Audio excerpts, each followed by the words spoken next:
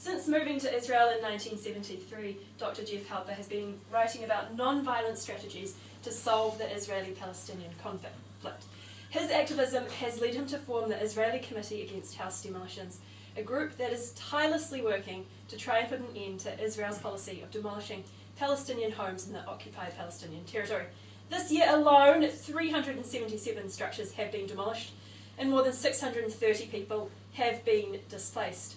Nobel Peace Prize nominee and Doctor of Anthropology, Dr. Jeff Halper, joins us now. Hello, Jeff. How are you today? Okay, very good. Thanks for having me on. Of course. Loving to have you. So the demolition of houses seems to be a bit of a method of control and a way to somewhat divide communities into small, sort of manageable groups. Is that what you think it's about? Yeah, I mean, it's about, within the wider context, Israel wants to take control of the entire country of Palestine, from the Mediterranean to the Jordan River. The international community, prefers a two-state solution, a Palestinian state alongside the state of Israel. Israel says no, we want the entire country. And so the question is, well, what do you do with the 6 or 7 million Palestinians living in the country with another 5 million refugees wanting to come home? And so Israel's policy is to try to confine Palestinians, like you've said, within little tiny enclaves, almost ghettos, within Palestine, and to clear the land of the Palestinian population, the farmers, the people that own their land, and it does so by house demolitions. Since 1967, Israel's demolished 28,000 Palestinian homes in an attempt to either get them to leave the country or to confine them to these little ghettos. So this is, in a sense, the essence of the conflict. One people trying to drive another one out of the country. What happens when a house or an area of houses is marked for demolition? So imagine there's a family of Palestinians living on land that Israeli authorities have decided they need for whatever reason. What would be the process of moving them out? Well, it's not really what they need. Israel has a policy since 1967, since the occupation began, 40-some years, of simply not granting building permits to Palestinians, period. So it doesn't matter if you're close to a settlement, if you're in land Israel needs, if you're near a road, it doesn't matter where, you could be in the middle of the desert as a Bedouin. Your house is going to be demolished. It does it through all kinds of mechanisms, like zoning and planning and administration and law, bureaucracy. But the point is that no Palestinian is allowed to build a home in the Israeli-controlled parts of the occupied territories, which is more than 60% of the occupied territories. And as a result of that, Palestinians are building illegally. Those homes are then demolished. Well, it's illegal in Israeli terms because they won't grant them building permits. Israel's policy of demolishing Palestinians' homes is itself illegal in international law. And then when homes are demolished, people are left to their own devices. They go and move in with relatives, they go try to rent somewhere. 70% of the Palestinians live under the poverty line. So it's very hard for them to go get another house somewhere. And so really the pressure is to leave the country and to go to Jordan, to go abroad. I mean, you have a Palestinian community here in Auckland. And if Israel can force the Palestinians out, then it can take control of the entire country. To me, it looks like Palestinians are being forced to exist on a sort of geographic periphery, as well as sort of illegal periphery.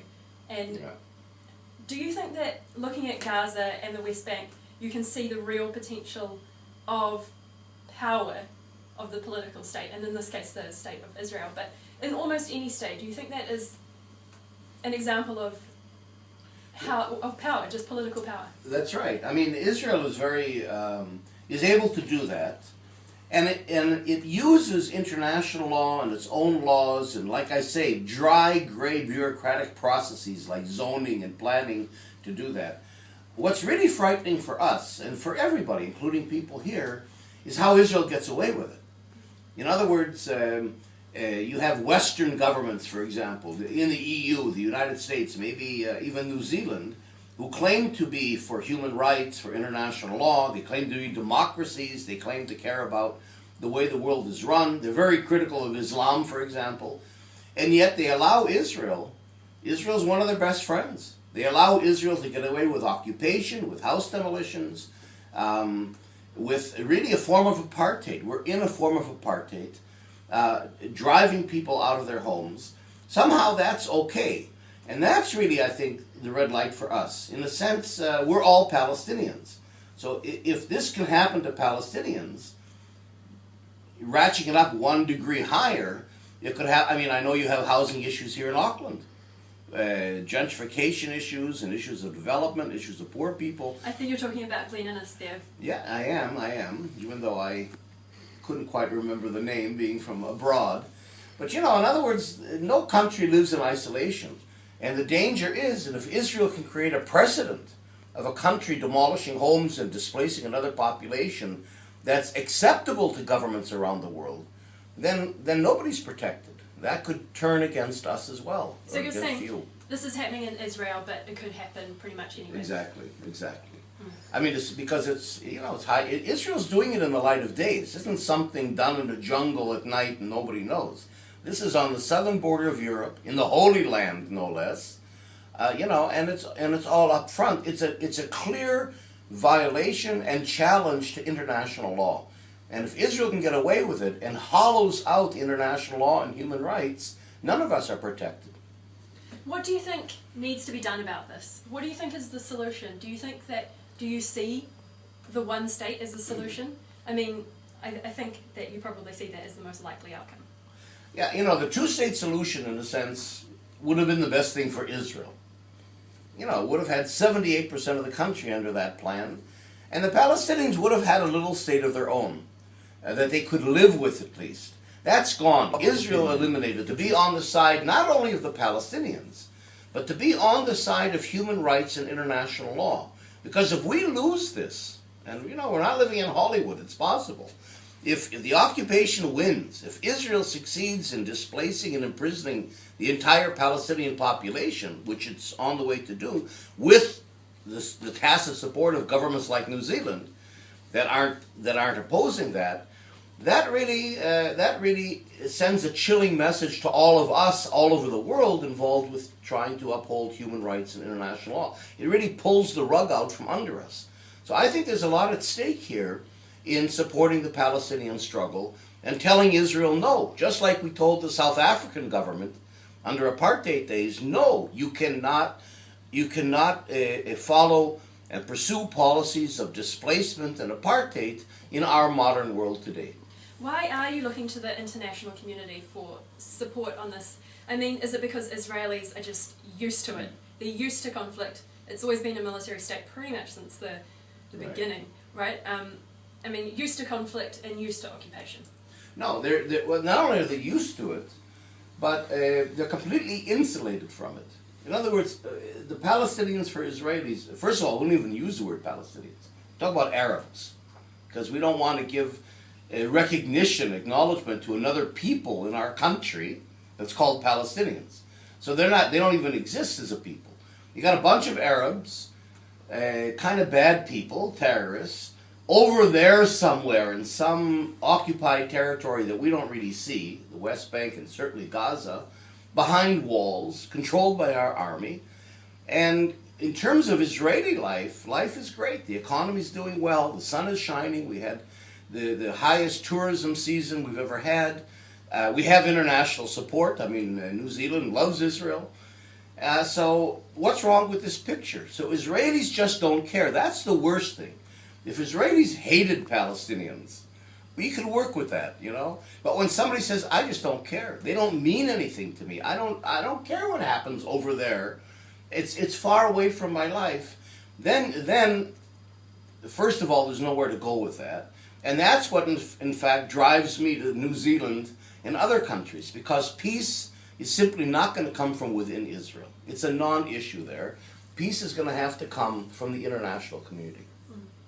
But speaking of your work within Israel, with the Israeli Committee Against House Demolitions, it's quite a mouthful. Okay. I mean, it's specifically about house demolitions in a sense, but it's also not. I mean, Exactly. It's about, the occupation is also about controlling resources such as water, which is of course such a precious necessity in that arid land. But why focus on the demolition of houses when it comes to activism? First of all, it's an issue that affects almost every Palestinian. If you've demolished 28,000 homes, and you figure there's 7, 8 people per home, you're talking about hundreds of thousands of people that are affected by this policy. And beyond that, occupation is a very abstract concept. It's very abstract, occupation. And so this helps us to get a grasp on what it is. Here's, just like the Holocaust, for example, you talk about 6 million people killed, that's a big thing. But you tell the story of Anne Frank. You see, it makes it all much more understandable. Here's this girl, and it's the same thing. If we tell a story of a particular Palestinian family, and I did that last night here at the university. I have pictures. I have, we've been at demolitions. Here come the bulldozers. Here are the soldiers. Here's the family getting thrown out. This is what happens to them. In other words, if we can tell their story, here is a family. Innocent. They're not terrorists, because Israel wants us all to believe everything they do in the occupied territories is in defense against terrorists. No, these are normal people, want to build a home in their own land, and look at what's happening to them. That's what really makes the message very powerful. It's something that people that don't know that much about the conflict can identify with. And then they know something here is wrong. And from there, from that specific thing, we can open them up to understand the broader issue of Palestine, and then beyond that, what I call global Palestine. Because these issues, like I say, are global issues. They're not simply confined to Palestinians and Israelis.